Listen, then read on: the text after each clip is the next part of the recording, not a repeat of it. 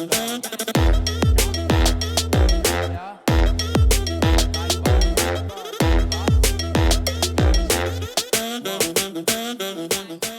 right, gang. Well, it is time. We ought to give some consideration to getting this day started. We've got a feature film that we're going to watch today as we begin. A little something from our friends at the Bible Project to kind of help us get our minds around the book of Joshua in a little better way. All right, let's go. The book of Joshua. Let's back up and remember the story so far. So God chose Abraham, and then his family became the people of Israel, who are then enslaved down in Egypt. And so through Moses, God rescued Israel out of Egypt. He made a covenant with them at Mount Sinai, and he brought them through the wilderness. So Israel then camped outside the promised land, and Moses called them to obey God's commands so that they could show all the other nations what God is like. The book of Joshua picks up right after Moses has died, and Israel's ready to enter the land. So the story of Joshua is designed with four main movements. Joshua first leads Israel into the promised land, and then once they're there, they meet all this hostility from the Canaanites, and so they engage them in battle. Then after their victories, Joshua divides up the promised land as the inheritance for the 12 tribes, and then the book concludes with these final speeches that Joshua gives to the people. So let's dive in and we'll see how all of it flows together. The first section begins with Moses' death, and Joshua is appointed as Israel's new leader. And the author intentionally presents Joshua as a new Moses. So like Moses, Joshua calls the people to obey the Torah, which means the covenant commands that they were given at Mount Sinai.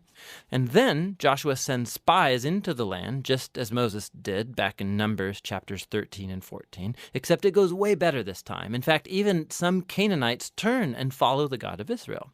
Joshua then leads all Israel across the Jordan River and into the land. Just like the sea parted for Moses in the Exodus, so here the river Jordan parts and the priests carry the Ark of the Covenant across, leading all Israel with them. Now, in chapter 5, the story transitions. So the people look back to their roots as God's covenant people, and so the new generation is circumcised and they celebrate their first Passover in the land. But then they turn and prepare to go forward. And Joshua has this crazy encounter with a mysterious warrior, who, it turns out, is the angelic commander of God's army. And Joshua asks, "Are you for us or are you for our enemies?" And the warrior responds, "Neither," which shows that the real question here is whether Joshua is on God's side. It makes clear that this whole story is not about Israel versus the Canaanites. Rather, this is God's battle, and Israel is going to play the role of spectators or sometimes supporters in God's plan, which leads to the next section. We find stories about all these conflicts that Israel had with different Canaanite groups. And the first part retells the story of two battles in detail, and that's followed by a series of short stories that condense years of battles into a few brief summaries. So the first two battles are against Jericho and then Ai, and they offer these contrasting portraits of God's faithfulness versus Israel's failure. At Jericho, Israel is to take a completely passive approach. So they let God's presence in the ark lead them around the city to music for 6 days. And just like Rahab turned to the God of Israel, maybe the people of Jericho would do the same, but they don't. And so on the seventh day, the priests blow the trumpets and the walls come falling down, leading Israel to victory. The point of the story is that God is the one who will deliver his people. Israel simply needs to trust and wait. Now, the next story of the battle at Ai makes the opposite point. So there's this Israelite named Achan, and he steals from Jericho some of the devoted goods that were to belong to God alone, and then he lies about it. It's a pretty lame move after all that God has done for Israel. And so Israel goes into battle with the city of Ai, and they're totally defeated. And it's only after humble repentance and severely dealing with Achan's sin that Israel gains victory. And so together, these two stories, they're placed right up front to make an important point. If Israel is going to inherit the land, they have to be obedient and trust in God's commands. They don't get special treatment. Now, the second part of this section begins with the Gibeonites, a Canaanite people group, and they do just what Rahab did as they turn to follow the God of Israel and they make peace with Israel. This is in contrast to all of these other Canaanite kings who start to form alliances and coalitions, and they want to destroy Israel. So Israel engages them in battle, and they win by a landslide. And so this whole section concludes with this summary list of all of these victories won by Moses and then by Joshua. Now, let's stop for a second, because odds are that these stories and the violence in them, they're going to bother you.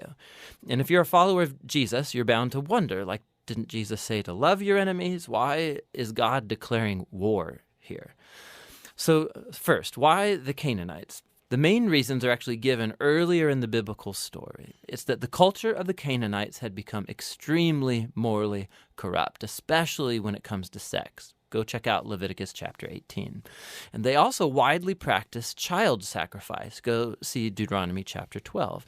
And so God didn't want these practices to influence Israel. The Canaanites had to go. Which raises the second question. Did God actually command the destruction of all the Canaanites, like a genocide? So at first glance, you look at the phrases used in these stories. They totally destroyed them. They left no survivor or anything that breathed. But when you look a second time more closely, you'll see that these phrases are clearly hyperbole and not literal. So go back to the original command about the Canaanites in Deuteronomy chapter 7. Israel is first told to drive out the Canaanites, but then to totally destroy them. And then that's followed by commands to not intermarry with them or enter into business deals with them. So you can't marry someone that you've destroyed. I think you get the point. The same idea applies to the stories in Joshua. Look closely. So for example, we're told in Joshua chapter 10 that Israel left no survivors in the cities of Hebron or Debir. But then later in chapter 15, we see these towns and they're still populated by Canaanites. And so what we're seeing is that Joshua fits in with other ancient battle accounts by using non-literal hyperbolic language as part of the narrative style. And so the word genocide doesn't actually fit what we see here, especially in light of the stories about the Canaanites who did turn to the God of Israel, like Rahab or the Gibeonites. God was open to those who would turn to him. The last thing to think about is that these stories mark a unique moment in Israel's history. These battles were limited to the handful of people groups living in the land of Canaan. With all other nations, Israel was commanded by God to pursue peace. Go read Deuteronomy chapter 20. So the purpose of these battle stories was never to tell you, the reader, to go commit violence in God's name. Rather, they show God bringing his justice on human evil at a unique moment in history and how he delivered Israel from being annihilated by the Canaanites. Now, let's go back to the book's design. After years of battles, we see an aging Joshua, and he starts dividing up the land for the 12 tribes of Israel. And most of this section is like lists of boundary lines. And let's be honest, it's kind of boring. It's like reading a map that has no pictures. But for the Israelites, these lists were super important. This was the fulfillment of God's ancient promises to Abraham that his descendants would inherit the promised land. And so now it was all coming to pass right down to the detail, which leads to the final section. Joshua gives two speeches to the people that are very similar to the final speeches of Moses in Deuteronomy. Joshua reminds them of God's generosity, how he brought them into the land and rescued them from the Canaanites. And so he calls them to turn away from the Canaanite gods and be faithful to the covenant they made. If they do, it will lead to life and blessing in the land. But if they're unfaithful, Israel will call down on itself the same divine judgment that the Canaanites experienced. They'll be kicked off the land into exile. And so Joshua leaves Israel with a choice. What is Israel going to do? That's the big question that looms as the story ends, and that's the book of Joshua. All right. Let's see if I can. Okay. Well, let's get back to the reading. Yesterday we started the book of Joshua. Today we're going to pick it up and learn about the taking of Jericho and Ai, and artificial intelligence, pronounced I. All right. The first week in Canaan will be no real battle at all. God will once again demonstrate his power by giving over the city of Jericho to the Israelites in miraculous fashion. But the joy of victory will turn into surprising defeat at the city of Ai, because one of the Israelites has taken forbidden plunder from Jericho. However, once the sin in the camp has been eradicated, God will again lead his people to win the battle for Ai. Following that victory, the Israelites will honor their divine commander by reading his laws and erecting the altar which God had commanded through Moses. Now, the gates of Jericho were securely barred because of the Israelites. No one went out and no one came in. Then the Lord said to Joshua, "See, I have delivered Jericho into your hands, along with its king and its fighting men. March around the city once with all the armed men. Do this for 6 days.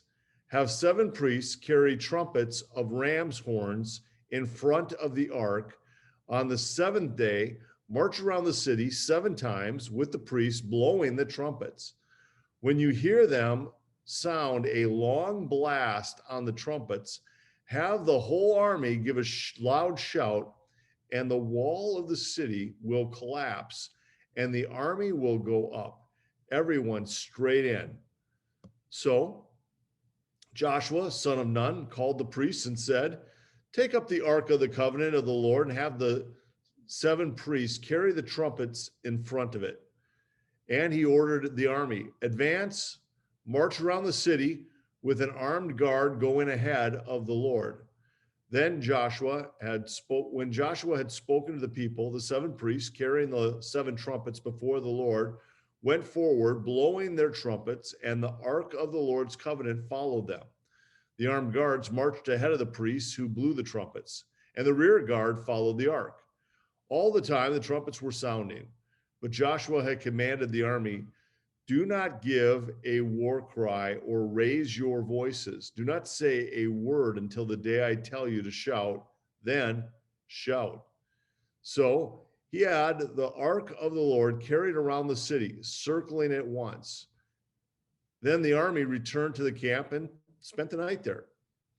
Joshua got up, and early the next morning, the priests took up the ark of the Lord. The 7 priests carrying the 7 trumpets went forward, marching before the ark of the Lord, and blowing the trumpets. The armed men went ahead of them, and the rear guard followed the ark of the Lord while the trumpets kept sounding. So on the 2nd day, they marched around the city once and returned to the camp. They did this for 6 days. On the 7th day, they got up at daybreak and marched around the city 7 times in the same manner, except that the day they circled the city 7 times. The 7th time around, when the priest sounded the trumpet blast, Joshua commanded the army, "Shout, for the Lord has given you the city. The city and all that is in it are to be devoted to the Lord.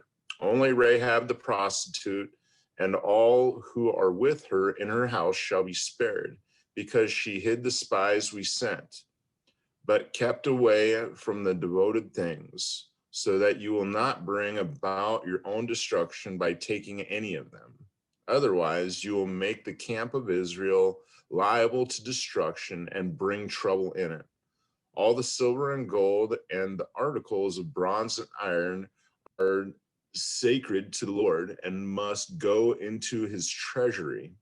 When the trumpet sounded, the army shouted, and and at the sound of the trumpet, when the men gave a loud shout, the wall collapsed. So everyone charged straight in, and they took the city. They devoted the city to the Lord and destroyed with the sword every living thing in it: men, women, young and old, cattle, sheep, and donkeys. Joshua said to the 2 men who had spied out the land, "Go into the prostitute's house and bring her out and all who belong to her, in accordance with your oath to her." So the young men who had done the spying went in and brought out Rahab, her father and mother, her brothers and sisters, and all who belonged to her. They brought out her entire family and put them in a place outside the camp of Israel. Then they burned the whole city and everything in it. But they put the silver and gold and the articles of bronze and iron into the treasury of the Lord's house. But Joshua spared Rahab the prostitute with her family and all who belonged to her, because she had hid the men Joshua had sent as spies to Jericho, and she lives among the Israelites to this day. At that time, Joshua pronounced this solemn oath: "Cursed before the Lord is the one who undertakes to rebuild this city Jericho. At the cost of his firstborn son, he will lay its foundations. At the cost of his youngest, he will set up its gates." So the Lord was with Joshua, and his fame spread throughout the land. But the Israelites were unfaithful in regard to the devoted things. Achan, son of Carmi, son of Zermi, the son of Zariah of the tribe of Judah, took some of them. So the Lord's anger burnt against Israel. Now Joshua sent men from Jericho to Ai, which is near Beth Aven, to the east of Bethel, and told them, "Go up and spy out the region." So the man went up and spied out Ai. When they returned to Joshua, they said, "Not all the army will have to go up against Ai.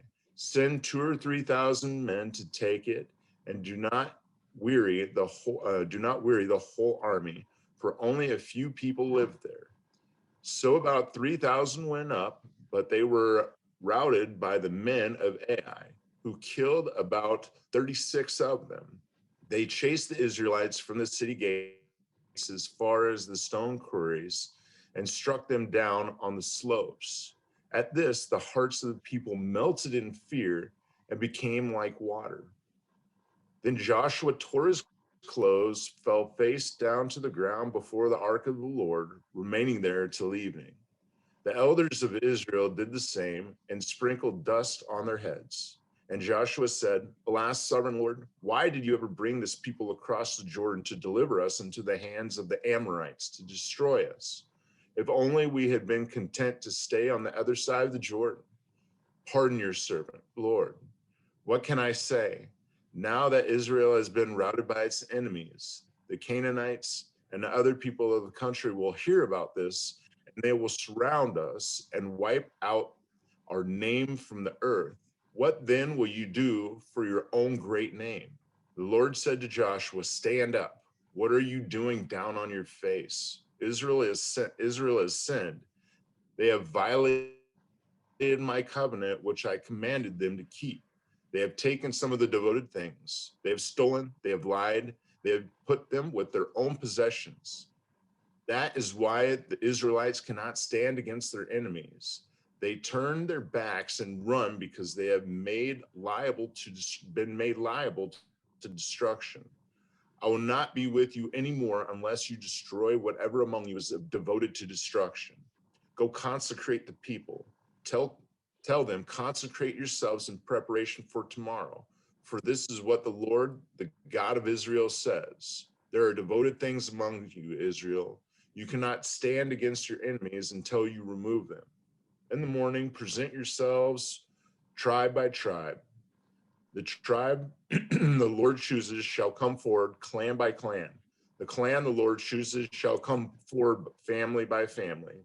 And the family the Lord chooses shall come forward, man by man. Whoever is caught with devoted things shall be destroyed by fire, along with all that belongs to him. He has violated the covenant of the Lord and has done an outrageous thing in Israel. Early the next morning, Joshua had Israel come forward by tribes, and Judah was chosen. The clans of Judah came forward, and the Zerahites were chosen. He had the clan of the Zerahites come forward by families, and Zimri was chosen. Joshua had his family come forward man by man, and Achan, son of Carmi, the son of Zimri, the son of Zerah, of the tribe of Judah, was chosen. Then Joshua said to Achan, "My son, give glory to the Lord, the God of Israel, and honor him. Tell me what you have done. Do not hide it from me." Achan replied, It is true, I have sinned against the Lord, the God of Israel. This is what I have done. When I saw him plunder a beautiful robe from Babylonia, 200 shekels of silver, and a bar of gold weighing 50 shekels, I coveted them and took them. They are hidden in the ground inside my tent, with the silver underneath.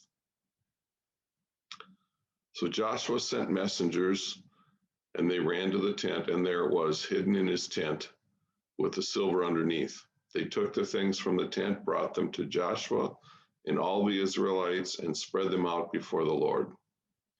Then Joshua, together with all Israel, took Achan, son of Zerah, the silver, the robe, the gold bar, his sons and daughters, his cattle, donkeys, and sheep, and his tent and all that they had, to the valley of Achor. Joshua said, "Why have you brought this trouble on us? The Lord will bring trouble on you today." Then all Israel stoned him, and after they had stoned the rest, they burned them. Over Achan they heaped up a large pile of rocks, which remains to this day. Then the Lord turned from his fierce anger. Therefore, that place has been called the Valley of Achor ever since. Then the Lord said to Joshua, "Do not be afraid. Do not be discouraged. Take the whole army with you and go up and attack Ai. For I have delivered into your hands the king of Ai, his people, his city, and his land. You shall do to Ai and its kings and its king as you did to Jericho and its king, except that you may carry off the plunder and livestock for yourselves. Set an ambush behind the city." So Joshua and the whole army moved out to attack Ai. He chose 30,000 of his best fighting men and sent them out at night with these orders. Listen carefully. You are to set an ambush behind the city. Don't go very far from it. All of you be on the alert. I and all those with me will advance on the city, and when the men come out against us, as they did before, we will flee from them. They will pursue us until we have lured them away from the city, for they will say, "They are running away from us as they did before." So when we flee from them, you are to rise up from ambush and take the city. The Lord your God will give it into your hand. When you have taken the city, set it on fire. Do what the Lord has commanded. See to it you have my orders. Then Joshua sent them off, and they went to the place of ambush and lay in wait between Bethel and Ai, to the west of Ai. But Joshua spent that night with his people. Early the next morning, Joshua mustered his army, and he and the leaders of Israel marched before them to Ai. The entire force that was with him marched up and approached the city and arrived in front of it. They set up camp north of Ai, with the valley between them and the city. Joshua had taken about 5,000 men and set them in ambush between Bethel and Ai, to the west of the city. So the soldiers took up their positions, and the main camp to the north of the city, and the ambush to the west of it. That night Joshua went into the valley. When the king of Ai saw this, he and all the men of the city hurried out early in the morning to meet Israel in battle at a certain place overlooking the Arabah. But he did not know that an ambush had been set against him behind the city. Joshua and all Israel let themselves be driven back before them, and they fled toward the wilderness. All the men of Ai were called to pursue them, and they pursued Joshua and were lured away from the city. Not a man remained in Ai or Bethel who did not go after Israel. They left the city open and went in pursuit of Israel. Then the Lord said to Joshua, "Hold out towards Ai at the Javan that is in your hand. For into your hand I will deliver the city." So Joshua held out towards the city the javelin that was in his hand. As soon as he did this, the men in the ambush, rose quickly from their position and rushed forward. They entered the city and captured it and quickly set it on fire. The men of Ai looked back and saw the smoke of the city rising up into the sky, but they had no chance to escape in any direction. The Israelites had been fleeing towards the wilderness and had turned back against their pursuers. For when Joshua and all Israel saw that the ambush had taken the city and the smoke was going up from it, they turned around and attacked the men of Ai.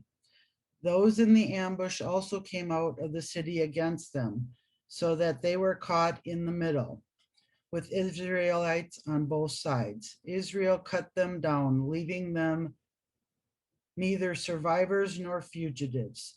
But they took the king of Ai alive and brought him to Joshua. When Israel had finished killing all the men of Ai in the fields and in the wilderness where they had chased them, and when every one of them had been put to the sword, all Israelites returned to Ai and killed those who were in it. 12,000 men and women fell that day, all the people of Ai, for Joshua did not draw back the hand that held out his javelin until he had destroyed all who lived in Ai. But Israel did carry off for themselves the livestock and the plunder of the city, as the Lord had instructed Joshua. So Joshua burned Ai and made it a permanent heap of ruins, a desolate place to this day. He impaled the body of the king of Ai on a pole and left it there until evening. At sunset, Joshua ordered them to take the body from the pole and throw it down at the entrance of the city gate. And they raised a large pile of rocks over it, which remains to this day. Then Joshua built on Mount Ebal an altar to the Lord, God of Israel, as Moses, the servant of the Lord, had commanded the Israelites. He built it according to what is written in the book of the law of Moses, an altar of uncut stones on which no iron tool has been used. On it they offered to the Lord burnt offerings and sacrificed fellowship offerings. There in the presence of the Israelites, Joshua wrote on a stone a copy of the law of Moses. All the Israelites with their elders, officials, judges were standing on both sides of the Ark of the Covenant of the Lord, facing the Levitical priests who carried it. Both the foreigners living among them and the native born were there. Half of the people stood in front of Mount Gerizimite and half of them in the front of Mount Ebal, as Moses, the servant of the Lord, had formerly commanded when he gave instructions to bless the people of Israel. Afterwards, Josh read all the words of the law, the blessings, the curses, just as it was written in the book of the law. There was not a word of all that Moses had commanded that Joshua did not read to the whole assembly of Israel, including the women and the children and the foreigners who lived among them. All right, gang. What did you see, either from our Bible Project film or from our reading today? Anything jump out at you? I noticed that when the Israelites are not obedient to the Lord, and the Lord gives very special instructions, that there's definitely consequences that take place. And when we were reading this, I was thinking about the story of Saul as well, and something very, very similar happened there. And this seems to be an emerging pattern that takes place within the Old Testament narrative. The Lord gives his people commandments. They disobey him. He brings them back to him after calling them out, and he brings them back to a place of repentance. But the consequences in this case was a lost battle, and men died in battle. But thankfully, the Lord that we have is a good, loving God, in that he gives us another chance and another chance, and what it seems like another chance. And so he tells them to go back to battle again, and they are victorious when they're walking with him in his ways side by side. Mm-hmm. It's great. Yeah, it's it's so much in our hearts, right? I mean, that we model the same character traits today, and we see it in our kids, we see it in the way we live. It's so much in us to try to get a little bit of something that maybe we weren't supposed to get, and then turn our hearts from God, uh, and find that He is faithful when we come back to Him. But there's sometimes a lot of consequences. Joshua was so quick to be like, why did you first, he obviously didn't know the man stole some stuff. So he was just quick to say, I thought you were, you told us to do this and that we would win, and now what's going on? Quick judgment, quick speaking. We are so quick to do that. We just immediately was like, we were told this, I thought I heard this from you, but why isn't it happening now? Yeah, and isn't it great too that, I mean, the assumption that we see Joshua make is that the problem with the lack of success in the plan must be God's fault. It isn't. It isn't the assumption like, I wonder what we've done, or I wonder what I've done. It's like, I wonder why God hasn't followed through with what He promised. And so, yeah, that's a great observation. I actually picked up on something out of the Bible Project that gave me some relief. This is the first time I was aware that they actually didn't kill every single man, woman, and child in the city. There was it was a literary expression, I guess, that they took all of them.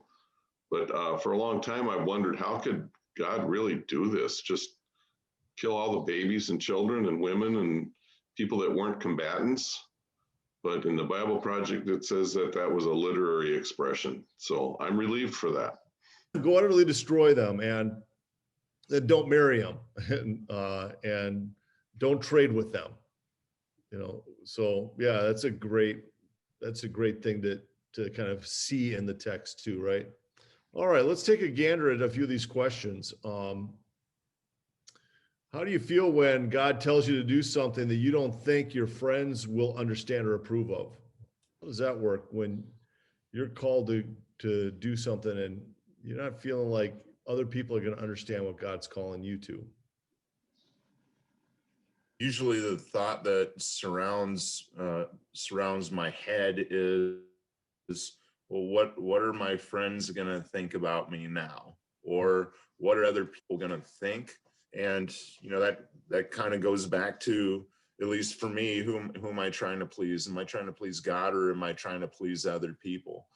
And I mean, that can cause some kind of anxiety, and in some cases it can cause a lost friendship when we decide to follow the Lord instead of follow whatever it is that we think is best. And the other day, one of the people was talking about a quote in Isaiah that God's thoughts are higher than our thoughts, right? And so, I don't know, there can be some anxiety and stuff like that surrounding it, but no one ever said that being a follower of Christ was going to be exactly the easiest thing. I mean, I remember when I first started my journey in Christianity, that what God asked me to do was very, very scary. Yeah, He asked me to quit my job, move away from where I was living at, and to go get well. And that was probably one of the most terrifying things that I've ever done. And in the process, everyone around me was saying, why are you going to quit this good job? Why are you going to leave your home? Why are you going to do this? And I was just like, okay, well, I've tried everything else. I'm just going to go ahead and do that now. Mm-hmm.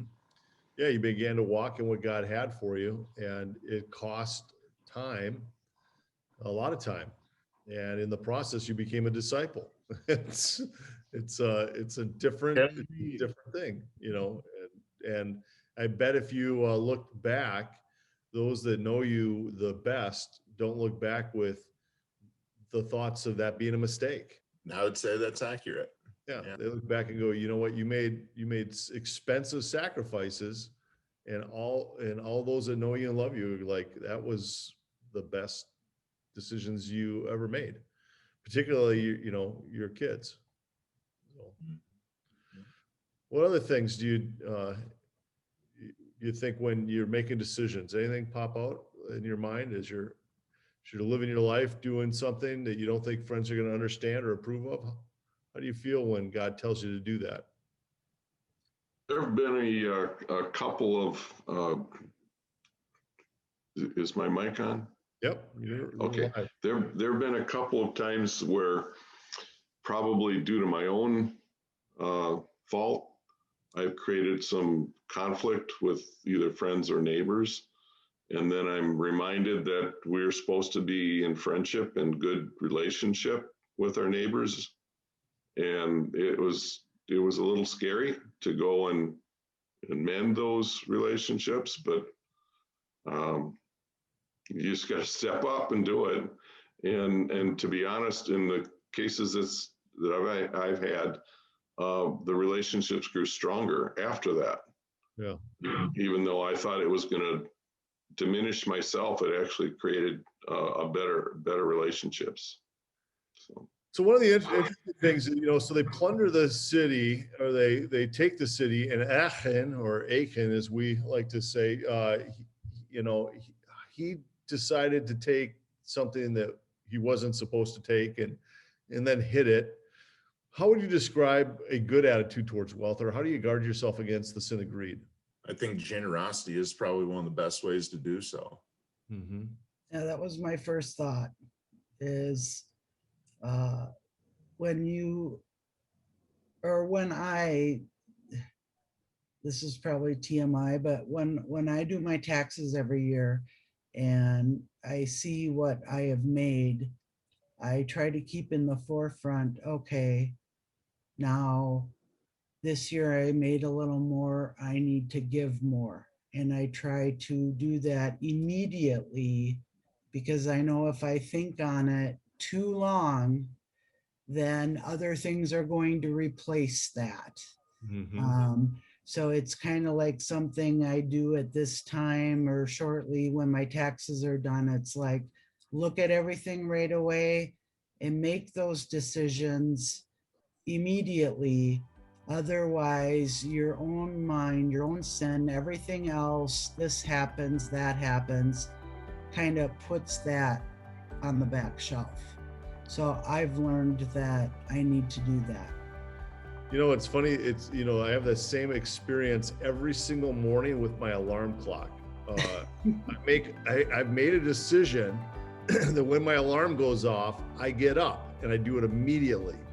And if I do that, I get here on time, right? So it's so interesting how powerful our mind is to either plan and execute, or delay and regret. And I love the fact that you have it in your mind that when I see that I've got a little extra, I'm going to choose to be generous, and I'm going to live that out. It's a decision that is followed that allows you to feel good, and it keeps you out of the trap of the greed and stingy cycle. Let me pray over us, and let's head into this great day. So, Father, thank you for this chance that we have to try to live our lives being mindful of your Spirit, being guided by your hand. And I ask that you would help us to live our lives in a way that really does bring you honor and glory. In the strong name of Jesus, amen. All right, gang, make it a great day. Live your life for him, and let's see what happens as we gather back tomorrow to study his word. God bless. Thanks, gang. Bye. Bye.